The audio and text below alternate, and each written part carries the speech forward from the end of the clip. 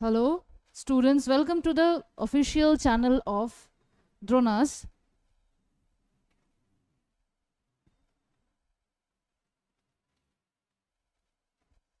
So here we are starting our biology session. So we have some general question today that is very important for the food SI, upcoming exam of food SI and the WBP constable. I will be starting this session in Hindi and English. So students who have chosen their medium as Hindi and English, please follow my session. And if you like this video, please like, share and subscribe our channel. And more you subscribe and more you share our channel, you will be all the videos in this channel will be visible to you. Okay, so we are starting our session. The first question, I'm going to the first question. The first question is in your screen. Which best describe the term biology? Which best describe the term biology? Now, for this biology, we have to know the term, what is biology? We all know this term that biology is the study of life. If we split the word biology, we get B-I-O, that is bio, and logy. Bio means life and logy means science. ये तो हमने मतलब class 7 से पढ़ा है, class 7, 8, 6 बोलो, हमने पढ़ा है कि बायोलॉजी का जो मीनिंग होता है वो लाइफ साइंस होता है. तो ये लाइफ का जो मीनिंग है, ये लाइफ मतलब सिर्फ ह्यूमन बींग्स नहीं है, सिर्फ प्लांट्स नहीं है, सिर्फ एनिमल्स नहीं है. ये लाइफ का मीनिंग है टोटल लिविंग बींग्स. जो इस वर्ल्ड में जितने भी लिविंग बींग्स हैं, वो चाहे माइक्रोब्स हो सकते हैं, चाहे प्लांट्स हो सकते हैं, एनिमल्स हो सकते हैं, कुछ भी हो सकते हैं. ठीक है, चाहे वो मूव ना करे, जैसे प्लांट की मूव नहीं करता है, तब भी वो क्या है, लाइफ है, वो बायोलॉजी के अंदर आता है. तो जो हमारा ऑप्शन है, तो ऑप्शन में थोड़ा सा देख लेते हैं. The study of human beings, the study of life and living beings, the study of human plants and animals, the study of all forms of life and their habitat. तो हमने कहा कि ह्यूमन बींग्स जो है, study of human beings, हमें इसको कहते हैं anthropology. Anthropology, study of human beings को कहते हैं anthropology. Study of human plants and animals, ये जो तीन टॉपिक है, human plants and animals. Human को तो मैंने बता दिया कि एंथ्रोपोलॉजी होता है. प्लांट्स का आपको पता है, प्लांट्स होता है बोटनी. हाँ, बोटनी, प्लांट्स होता है बोटनी. और एनिमल्स का होता है जूलॉजी. अगर स्टडी ऑफ ह्यूमन पूछा तो एंथ्रोपोलॉजी, स्टडी ऑफ प्लांट्स पूछा तो बोटनी, और स्टडी ऑफ एनिमल्स पूछा तो जूलॉजी. ये तो हमें पता ही है. तो इसका आंसर क्या होगा बायोलॉजी का? और लास्ट ऑप्शन देखिए, ऑप्शन नंबर डी वाला देखिए, the study of all forms of life and there habitats. All forms of life, ये तो ठीक है, ये तो जा रहा है बायोलॉजी के साथ. ये जो ऐड कर दिया हैबिटेट, यहीं पर गलत है. ठीक है, ये ऑप्शन भी नहीं होगा. हम फॉर्म्स ऑफ लाइफ बायोलॉजी के अंदर पढ़ते हैं, पर वो कहाँ रहते हैं, वो क्या खाते हैं, ये हम बायोलॉजी के अंदर नहीं आता है. ठीक है, तो हैबिटेट्स नहीं होगा. तो इसका ऑप्शन, सही ऑप्शन होगा ऑप्शन बी. ठीक है, option B is the correct answer. समझो ये क्वेश्चन को थोड़ा अच्छे समझो. ह्यूमन बींग्स का जो स्टडी ऑफ ह्यूमन बींग्स है वो है anthropology, study of plants botany, study of animals zoology. तो आंसर क्या होगा हमारा? The study of life, every life that can be a microbe, a unicellular organism, whatever life is there in earth, every life and living beings. तो ये इसका answer B. ठीक है, next question is in your screen. देखो, which of the following is not a characteristic shared by all living organism? Which of the following is not a characteristic? कौन सा इस चारों ऑप्शन में से कौन सा ऐसा कैरेक्टरिस्टिक है जो कि सारे लिविंग बींग शेयर नहीं करते हैं, ठीक है, नहीं करते हैं। सबके पास, सारे जो लिविंग बींग्स है अर्थ में, सबके पास ये कैरेक्टरिस्टिक नहीं होता है। वो कौन सा है? Ability to move, ability to move, ये तो हर एक लिविंग बींग्स करते हैं। एबिलिटी टू मूव हर एक लिविंग बींग्स का होता है। Ability to grow and develop, obviously हर एक लिविंग बींग का ability to grow and develop होता है। रेस्पॉन्ड टू स्टिम्यूली, इसका मतलब क्या है? इस क्वेश्चन का मतलब, इस ऑप्शन का मतलब क्या है? रेस्पॉन्ड टू स्टिम्यूली, मतलब कि समझ लीजिए कि अगर जैसे हमने टच मी नॉट प्लांट देखा है, टच मी नॉट प्लांट, जिसको छूने से वो क्या होता है? मुरझा जाती है। टच मी नॉट, ये जो प्लांट है टच मी नॉट, इसको जब हम छुएंगे तो वो क्या होता है? मुरझा जाता है। फिर और एक जो होता है कि सनफ्लावर, सनफ्लावर जब सूरज उठता है तो सनफ्लावर क्या करता है? सूरज की तरफ से अपना मुंह घुमा लेता है, ठीक है। तो इसको कहते हैं रेस्पॉन्ड टू स्टिमुली। जैसे हम, अगर हम अपना लिविंग बींग्स का देखें, मतलब ह्यूमन बींग्स का देखें, हमारा क्या है? अगर हम कोई हमको गर्म चीज़ अगर हमने टच कर लिया है तो हम अपना हाथ हटा लेते हैं, हम अपना हाथ हटा लेते हैं। ये क्या है? रेस्पॉन्ड टू स्टिमुली, ठीक है। या हमको बहुत ठंड लग रहा है तो हम लोग क्या करते हैं? थोड़ा कांप उठते हैं। This is respond to stimuli. तो ये रेस्पॉन्ड टू स्टिमुली, चाहे वो कोई प्लांट हो, कोई एनिमल हो, कोई ह्यूमन बीइंग हो, ये सबके अंदर होता है। तो this is also is a characteristic of all living being. जो कि नहीं है वो है made up of more than one cell, option C, ठीक है। हर एक लिविंग बीइंग वो चाहे वो यूनिसेलुलर भी होते हैं, एक सेल से भी बनते हैं, और वो मल्टी सेलुलर भी होते हैं। समझ में आ? लिविंग बीइंग्स यूनिसेलुलर भी होते हैं, मल्टी सेलुलर भी होते हैं। ऐसा नहीं है कि सभी लोग एक सेल से, ये सेल होगा, okay, this is not called, this is cell. ऐसा नहीं है कि वो सारे एक ही सेल से बने हो, ऐसा भी नहीं है। और बहुत सारे ह्यूमन बीइंग, सारे लिविंग बीइंग्स मल्टी सेलुलर हो, ऐसा भी नहीं है, ठीक है। तो answer will be option C. Next question देख लीजिए, स्क्रीन पर है। Herpetology, herpetology is the branch of science that deals with the study of, what is herpetology? Herpetology is the branch of science that deals with the study of। हमको देखिए option, देखिए पहला option है fish, insect, snakes and amphibians. हो सकता है कि आपको इसका मतलब नहीं पता हो, बहुत ही अनकॉमन क्वेश्चन है ये। एक बार एसएससी सीजीएल में आया था, तो बहुत ही मतलब कि अनकॉमन है, बट अगर आया है तो इसका चांसेस है कि ये नेक्स्ट कोई भी एग्जाम में आ सकता है। फूड एसआई में हो या चाहे कांस्टेबल में हो, एसआई में हो, कुछ भी ये आ सकता है। हर्पेटोलॉजी हमको अगर नहीं पता है तो हम क्या करते हैं? ऑप्शन में से एलिमिनेट करने की कोशिश करते हैं। तो फिश जो होता है, फिश का हमको क्या पता है? Ichthyology, ichthyology, study of fish, ichthyology. Insect का क्या है? एंटोमोलॉजी, इंसेक्ट का क्या है? एंटेमोलॉजी। स्नेक्स क्या क्या है? सर्पेंटोलॉजी, सर्पेंटोलॉजी। बचा कौन सा? Amphibians, amphibians is the correct answer. समझ में आ? अगर ऐसा कुछ क्वेश्चन आ गया कि इसका मतलब हमें नहीं पता है, हर्पेटोलॉजी का मतलब हमें नहीं पता है, then we will eliminate the options, okay, and after elimination we'll get the actual answer, okay।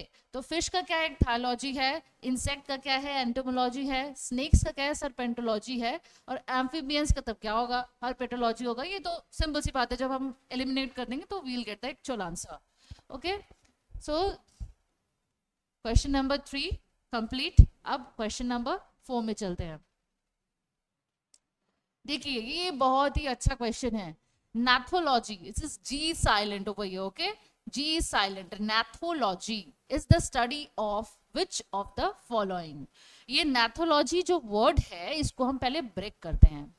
Gnathology, ये जो nath है, GNATH, nath, ये nath क्या है?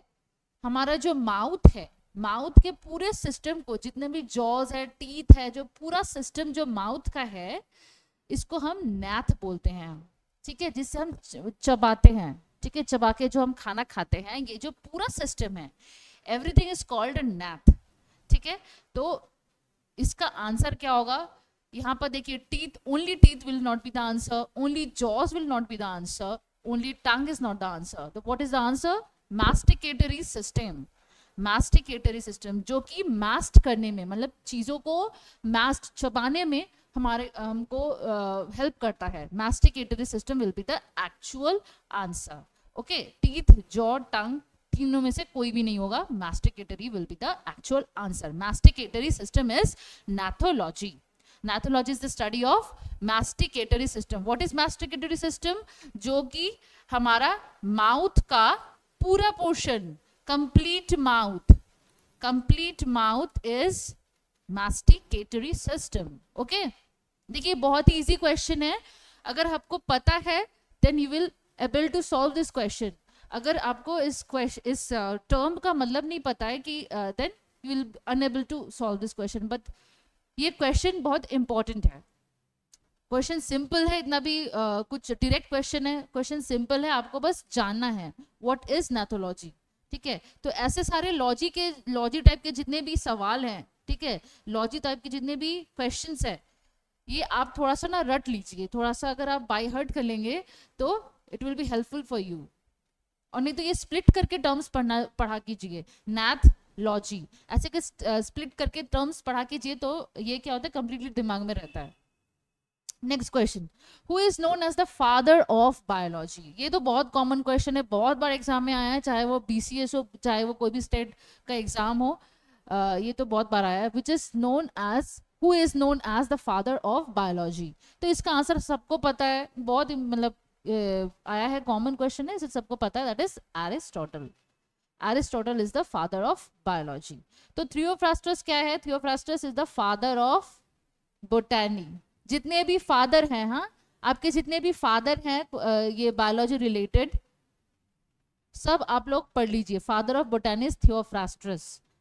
Okay, Aristotle is also known as father of zoology. Father of zoology. Okay, Lamarck का तो नाम आपने सुना है. लैमार्क का जो डार्विनिज्म के पहले लैमार्किज्म आया था, डार्विन से पहले लैमार्क ने इवोल्यूशनरी थ्योरी दिया था. इवोल्यूशनरी थ्योरी जो कि नॉट साइंटिफिक था, मतलब इतना भी साइंटिफिक नहीं था. इसीलिए उसके बाद डार्विन ने उसको क्रिटिसाइज करके अपना नया थ्योरी दिया था. जिराफ, आपको जिराफ से याद होगा, जिराफ का एक थ्योरी था वहां पर, लैमार्क का, लैमार्किज्म. ओके, नेक्स्ट क्वेश्चन में चलते हैं. देखिए, ये तो बहुत कॉमन क्वेश्चन है, आपने बहुत बार देखा होगा. डार्विन इज कॉल्ड, डार्विन का कौन सा, मतलब क्या वो है, डार्विन कौन है? Father of taxonomy, father of mutation theory, father of genetics, father of evolution. चारों में से कौन सा ऑप्शन डार्विन के लिए जाता है? फादर ऑफ टैक्सोनॉमी हमें पता है कौन है, Carolus Linnaeus.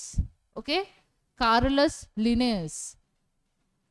Carolus Linnaeus is father of taxonomy, जिसने हमें साइंटिफिक नाम जो है वो लिखना सिखाया है, that is Carolus Linnaeus.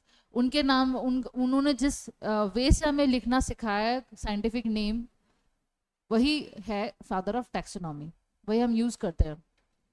Father of mutation theory, ये बहुत बार आए BCS एग्जाम में. हुगो de Vries. Okay, father of mutation theory, Hugo de Vries. Father of genetics, George Mendel. George Mendel, father of genetics. तो आंसर कौन सा होगा?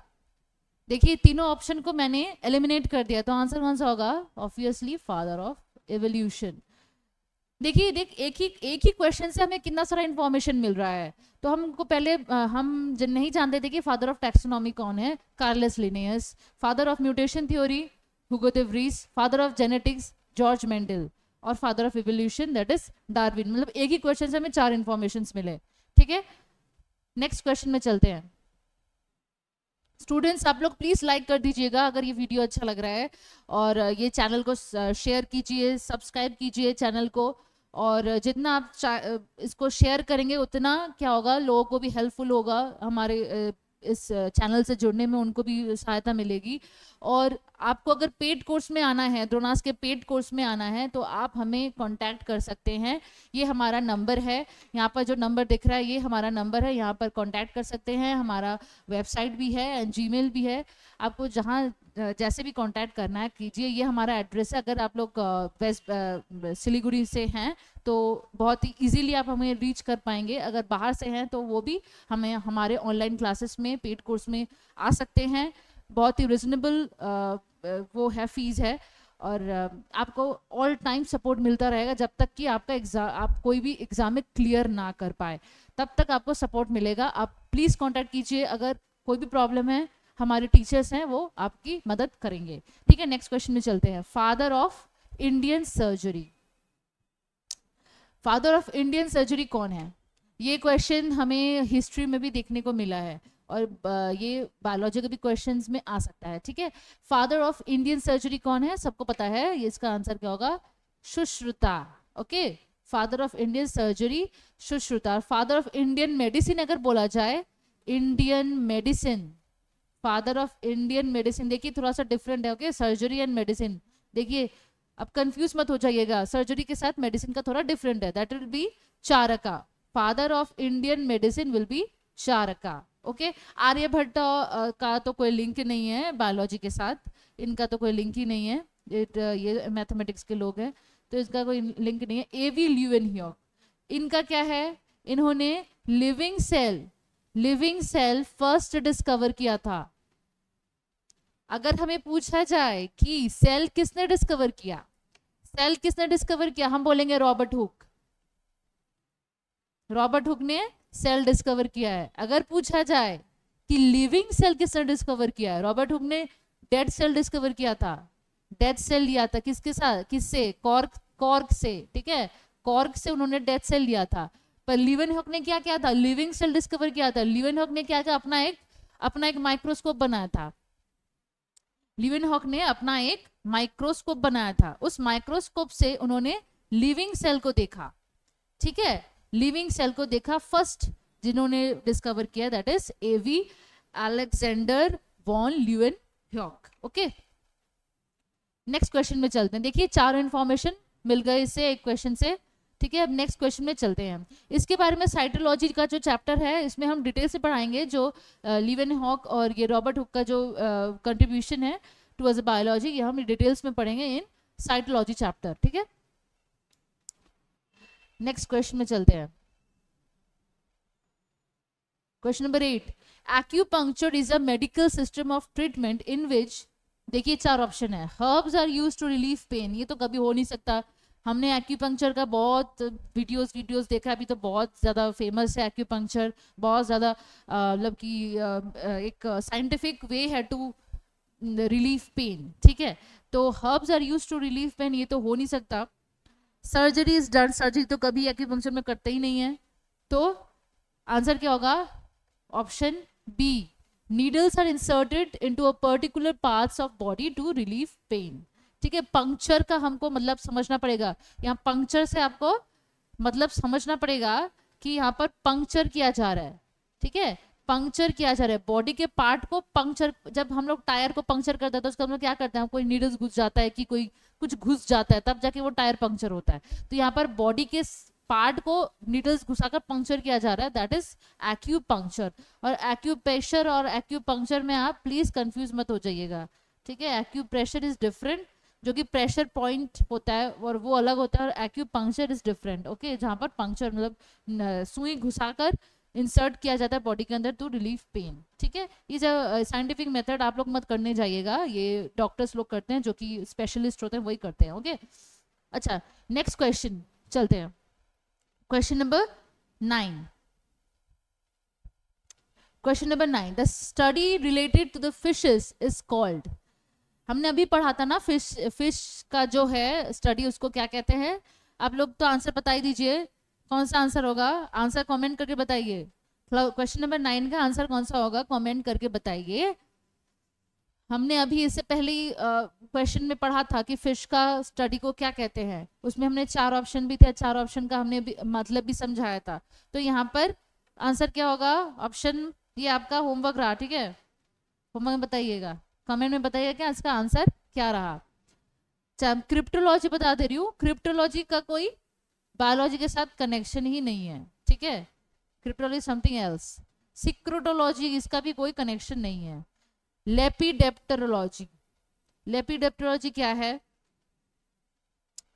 जब हम मॉथ्स पता है घर में जो बटरफ्लाईज जैसे घूमते रहते हैं, ठीक है, वो लाइट के आसपास घूमते हैं, ठीक है, बटरफ्लाई टाइप के दिखते हैं, but they are not butterflies, moths and butterflies. इसका जब हम स्टडी करते हैं या इसका कलेक्शन जब हम करते हैं, ठीक है, कोई किसी किसी का हॉबीज रहता है कि सबको कलेक्ट करके रखना, प्रिजर्व करना, ठीक है, तो इसका जो जिसका भी हॉबी है या हम इसका जब जब पढ़ते हैं तब इसका जो नाम है, इसका नाम है लेपिडोप्टेरोलॉजी, ओके, लेपिडोप्टेरोलॉजी। मॉथ्स और बटरफ्लाई के कलेक्शन को हम बोलते हैं लेपिडोप्टेरोलॉजी। ओके, नेक्स्ट क्वेश्चन में चलते हैं। Study of bones is done under the branch of science called, study of bones को कौन से साइंस के अंदर लाया जा सकता है, स्टडी ऑफ बोन्स, इसका आंसर सबको पता है, ऑस्टियोलॉजी, ओके, ऑस्टियोलॉजी, ऑस्टियो का मतलब होता है बोन, ठीक है, बोन ऑस्टियोलॉजी। ओरोलॉजी क्या है, माउंटेन के स्टडी को हम ओरोलॉजी कहते हैं, माउंटेन के स्टडी को हम ओरोलॉजी कहते हैं। सेरोमोलॉजी क्या है, सीरम स्टडी को, जब सीरम का ब्लड में सीरम रहता है, ओके, सीरम स्टडी को जब हम करते हैं वो है सेरोमोलॉजी। और जियोलॉजी तो पता ही है, जियोलॉजी तो बायोलॉजी के साथ not related to biology, okay, answer क्या है, ऑस्टियोलॉजी। नेक्स्ट क्वेश्चन में चलते हैं, question number 11। The shape of a outer part of the ear is like a, हमारा जो outer part of the ear है, हाँ, outer part of the ear है, यहाँ पर जो, यहाँ पर एक समझ लीजिए ये ईयर है और यहाँ पर इसका जो एंटरिंग जो पॉइंट है, ठीक है, इसके अंदर घुसने से आपको ईयर का जो बाकी सारा जो पार्ट है वो दिखेगा, ठीक है, तो ये जो है this is funnel shaped, okay, this is funnel shaped, the shape of outer part of the ear is like a funnel shaped.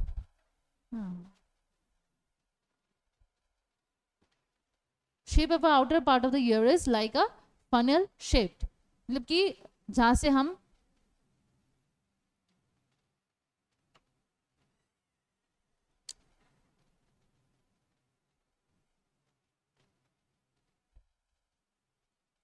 हम सुनते हैं उसको, वो कौन सा शेप का है, फनल शेप का है, okay, it's not a plate, not a drum, not a disc, okay. Next question,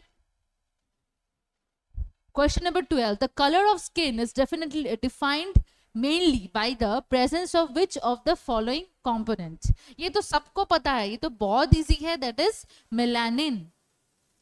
जो हमारा जो बॉडी में जो पिगमेंट है होता है वो सारे मेलानिन के वजह से होता है। जो भी ब्लैक, जिसका ब्लैक कंप्लेक्शन है या हमारा जो हमारा बाल का कलर ब्लैक है, ठीक है, जहाँ जहाँ हमारा जो पिगमेंटेड एरिया है सब मेलानिन के वजह से होता है। This is a very important thing in are, it's a very important protein, okay, melanin is a protein, ये याद रखना, यहाँ से भी क्वेश्चन आता है मेलानिन क्या है, इट्स अ स्टार्च और it's a carbohydrate, is a protein, is a fat, what is melanin, melanin is a protein, ठीक है, याद रखना।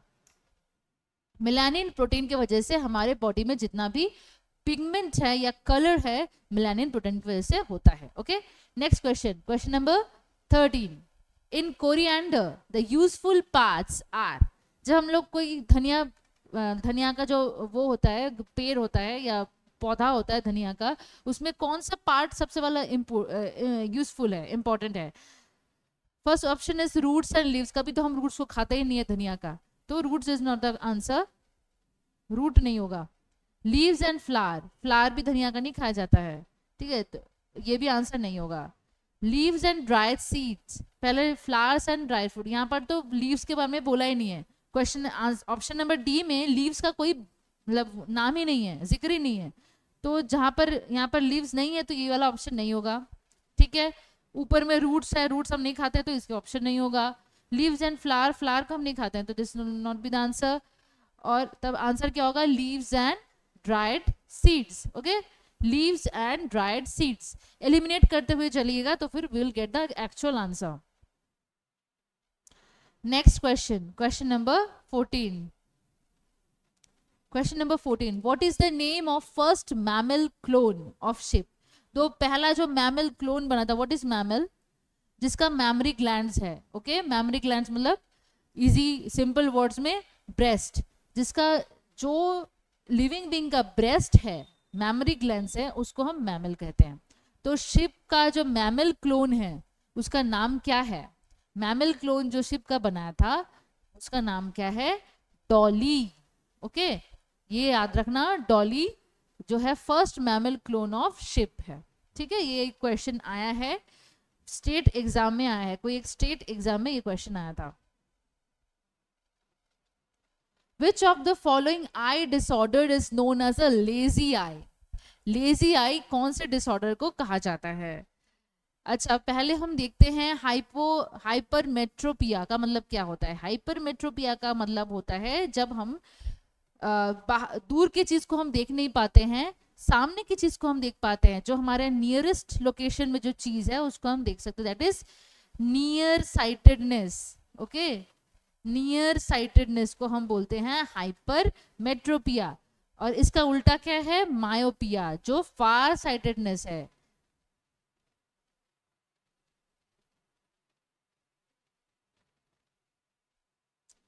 सॉरी सॉरी सॉरी, मैं थोड़ा सा कंफ्यूज हो रहे, सॉरी। जब हम दूर की चीजों को देख नहीं पाते हैं और सामने की चीजों को देख पाते हैं, that would be myopia. Okay, जब हम दूर के चीजों को देख नहीं पाते हैं और सामने की चीजों को देख पाते हैं, वो है मायोपिया, मतलब सामने की चीज is near sightedness. Okay, near sightedness, ये हम सामने को चीज को देख पाते हैं, और ये है फार साइटेडनेस, और ये यहाँ पर क्या है, हम दूर के चीजों को देख पाते हैं। सामने से धुंधला लगता है पर दूर से एकदम साफ दिखता है। और मायोपिया का मतलब क्या है? सामने से दिखता है एकदम साफ पर दूर से एकदम धुंधला लगता है, दैट इज मायोपिया। प्रेस बायोपिया क्या है? ये विथ एज होता है।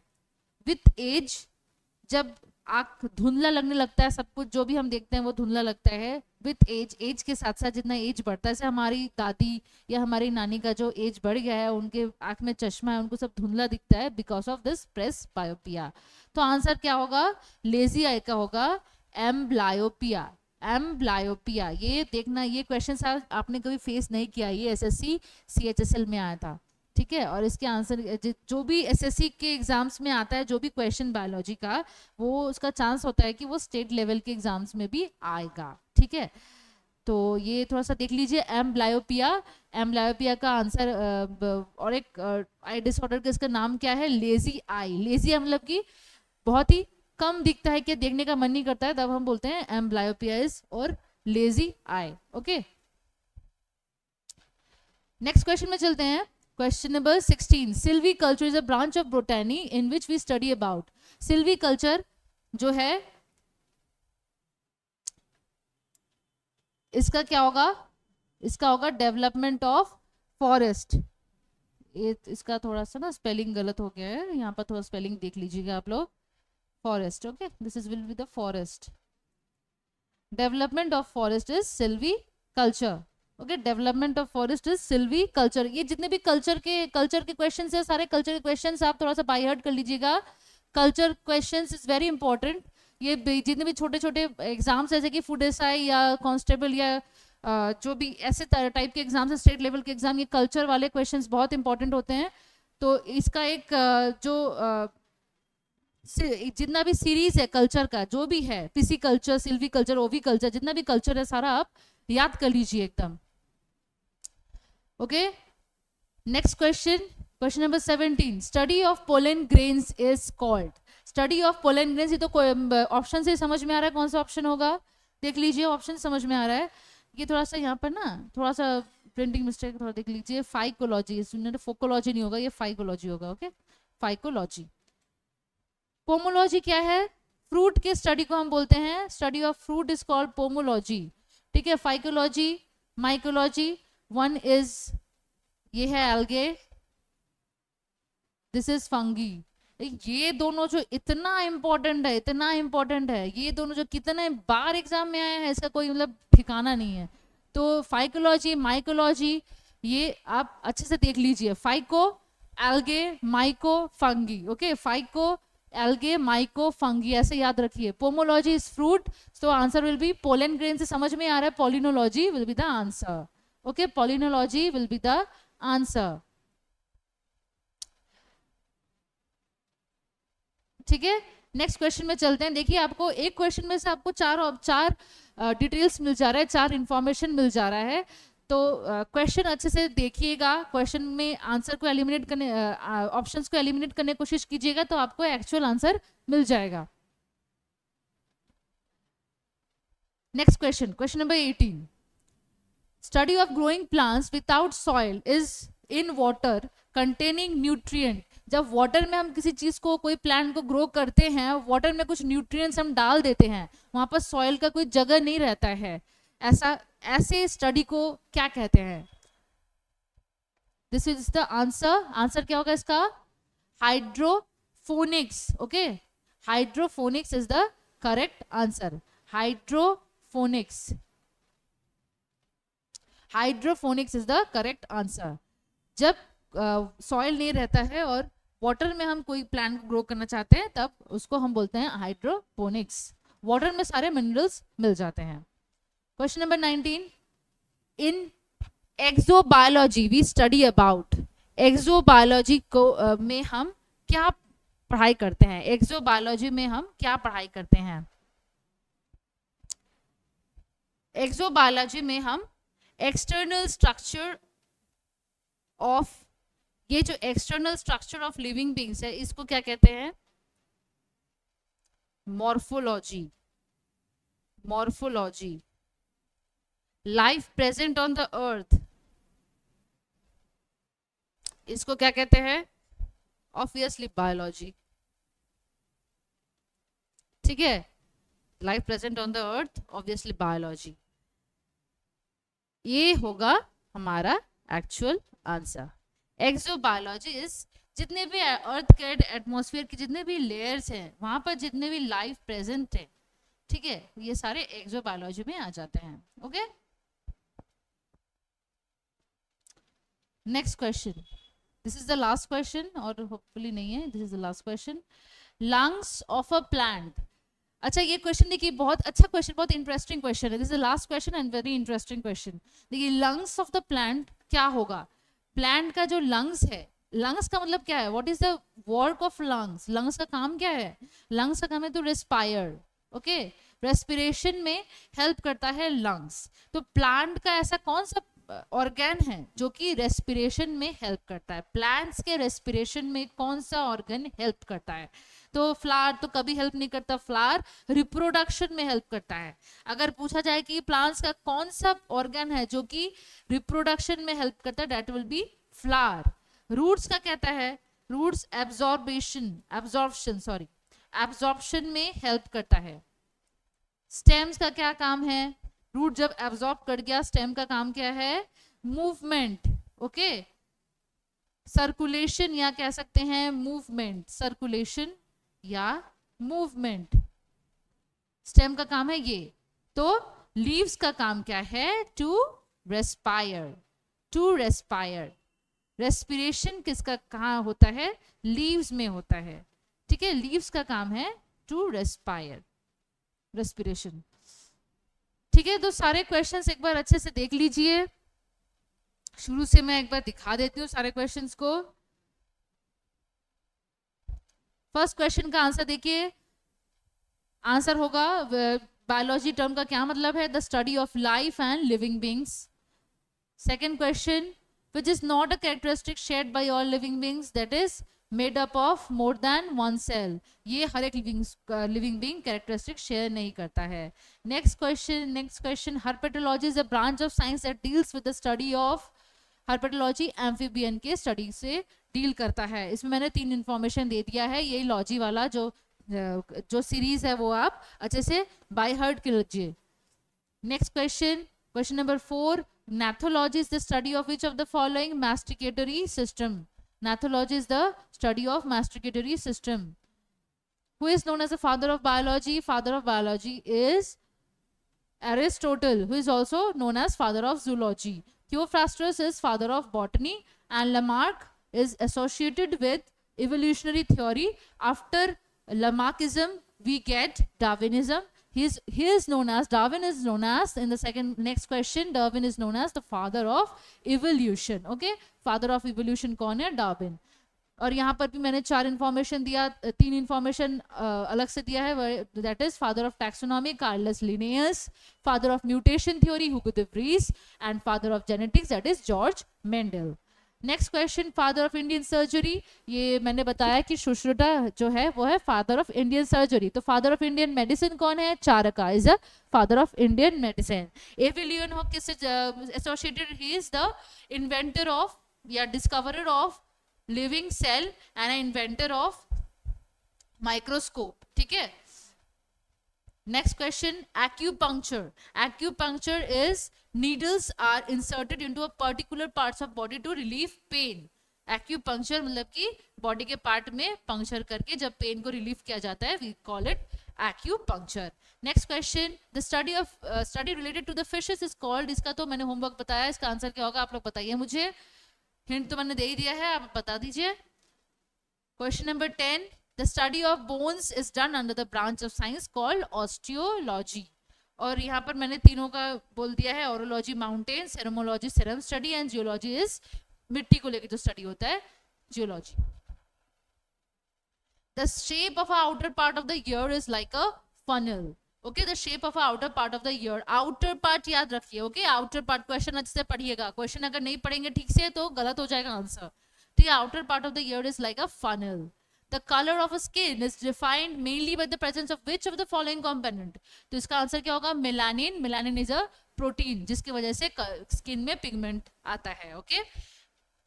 Next question, in coriander the useful parts are. Next question, coriander में जो यूजफुल पार्ट्स है वो क्या है? Leaves and dried seeds. यहाँ पर आपको एलिमिनेट करके आंसर करेक्ट निकालना पड़ेगा. Leaves and the dried seeds. Next question, what is the name of a first mammal cloned ship? That is Dolly. Dolly is the correct answer. Question number 15, which of the following eye disorders is known as lazy eye? इसका answer क्या होगा? Amblyopia. Amblyopia. यहाँ पर मैंने और 3 information दे दिया है. Hypermetropia है फार साइटेडनेस, मायोपिया है नियर साइटेडनेस, प्रेसबायोपिया है विद एज जो हमारा आंख में धुंधलापन आता है. ठीक है. सिल्वीकल्चर ये क्या है? Development of forest is silviculture. Next question, study of pollen grains इसका क्या है? Palynology. Study of pollen grains is palynology. Pomology fruit, phycology algae and mycology fungi. The study of growing plants without soil is water containing nutrient is hydroponics. ये मैंने बताया. 19 in exobiology, exobiology, we study about the life present in the outer layer of the earth atmosphere. Okay. No, question number 20, lungs of a plant is called leaves. Okay, leaves से respiration होता है, that is it is called lungs of a plant. Okay, तो students यहाँ पर session खत्म हो रहा है. आपको अगर ये सेशन अच्छा लगा है बायोलॉजी का, ये हमारा फर्स्ट क्लास था बायोलॉजी का, मैंने फर्स्ट क्लास लिया, तो अगर ये क्वेश्चन अच्छा लग रहा है ये सेशन, तो इस सेशन को लाइक कीजिए और ज़्यादा से ज़्यादा सब्सक्राइब कीजिए चैनल को, और वीडियो को शेयर कीजिए आपके दोस्तों में, ताकि आप लोग आपके दोस्त लोग भी इस हमारे चैनल से जुड़ पाए. और नेक्स्ट वीडियो के लिए आप लोग मेरे ये चैनल को फॉलो कीजिए, द द्रोणास के चैनल को, ऑफिशियल चैनल को फॉलो करते रहिए, तो आपको नेक्स्ट वीडियो की जो नोटिफिकेशंस है आपको मिल जाएगा. जो आपका जो पास में जो बेल आइकन है उसको प्रेस करके रखिए, तो नोटिफिकेशन जब वीडियोस अपलोड होगा तो नोटिफिकेशन आपको मिल जाएगा. और हमारा जो पेड कोर्स है, इस पेड कोर्स को ज्वाइन करने के लिए इस नंबर पर कॉल कीजिए. और ये हमारा जो द्रोणास है वो सिलीगुड़ी के मेन टाउन में है, तो अगर आप लोग सिलीगुड़ी से हैं तो हमारे द्रोणास में आप आ जाइए. यहाँ पर आके आप टीचर से काउंसलिंग भी कर सकते हैं कि आपको कौन सा कोई कोर्स में अगर आप ज्वाइन करना चाहें तो हमारे यहाँ पर सिलीगुड़ी में आप खुद आकर ज्वाइन कर सकते हैं. टीचर्स आप लोग को हर समय हैं आप लोगों को हेल्प करने के लिए. और हमारा कोर्स फीस भी बहुत ही मिनिमम कोर्स फीस है और बहुत अच्छा क्वालिटी का एडुकेशन हम लोग प्रोवाइड करते हैं. ठीक है, तो students, hope you like this video. Thank you students, have a nice day.